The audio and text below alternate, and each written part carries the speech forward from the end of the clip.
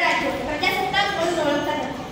15 August 1947 रोजी आपल्या देशाला ब्रिटिश सत्तेपासून स्वातंत्र्य मिळाले. तर 26 जानेवारी 1950 रोजी आपला देश लोकशाही, गणराज्य आणि प्रजासत्ताक बनला. आपल्या देशातील कारभार संविधानानुसार चालू लागला.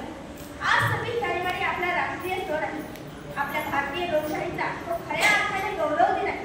विविध जात, पंथ, धर्म, भाषा यांनी सजलेला भारत हा लोकशाहीच्या मार्गावर कसा काय चालू शकेल अशी शंका संपूर्ण जगाला होती.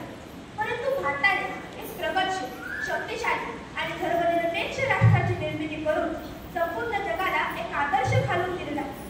आपल्या देशाचा कारभार ज्या ग्रंथानुसार चालतो तो ग्रंथ म्हणजे संविधान. नुकतेच माझ्या वाचनामध्ये एक पुस्तक आहे. डॉक्टर सुभाष वारे यांचे आपले भविष्य भारतीय संविधान हे पुस्तक एस.ए. जोशी सोशलिस्ट फाउंडेशन द्वारा प्रकाशित केले गेलेले आहे. त्याची प्रस्तावना न्यायमूर्ती के.डी. सावंत यांनी केलेली आहे. अवघ्या 100 रुपयाचे आणि 100 पानांचे हे पुस्तक मला संविधानाचा संपूर्ण गोषवारा देऊन दिला. माणूस हा समाजशील प्राणी. माणसाला समूहात राहणे आवडते. समूहात राहणे ही माणसाची गरज नसली तरी अपरिहार्यता मात्र आहे. माणसाला समूहात राहणे आवडते. कुटुंब, मित्रमंडळ यासारख्या समूहामध्ये माणूस जगतो. आजच्या काळातील सगळ्यात मोठी समिष्टी म्हणजे राष्ट्र राज्य समिष्टी. व्यक्तीचे आणि समूहाचे नाते तेव्हा ताणतणावाचे होते जेव्हा व्यक्तीची मतं आणि समूहाचे निर्णय यांच्यामध्ये विसंगती येते. ही विसंगती दूर करण्यासाठी जे शास्त्र वापरले जाते ते म्हणजे संविधान. आता आपल्याला प्रश्न पडतोय, भारताचे संविधान कसं आणि कधी बनलं? ब्रिटिश इंडिया भारतामध्ये 1935 साली ब्रिटिशांनी आणलेला होता. तो कायदा ब्रिटिश आणि भारतीय यांच्यामध्ये भेदभाव करणारा होता. भारताच्या आर्थिक शोषणाला पाठिंबा देणारा होता.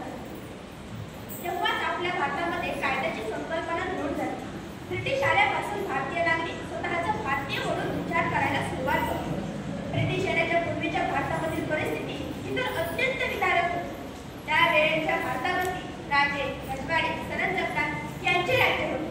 राजाचा जनतेशी संबंध हा फक्त कर आणि महसूल गोळा करण्यापर्यंतच येत होते. बहुतेक राजे तर पुरोहितांच्या म्हणण्यानुसारच कारभार हाकत असतो.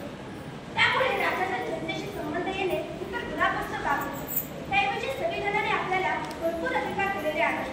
मतदानाचा अधिकार, नुसती जगण्याची नव्हे तर सन्मानाने जगण्याची संधी, मुक्त विकासाची संधी असे अनेक अधिकार दिलेले आहेत.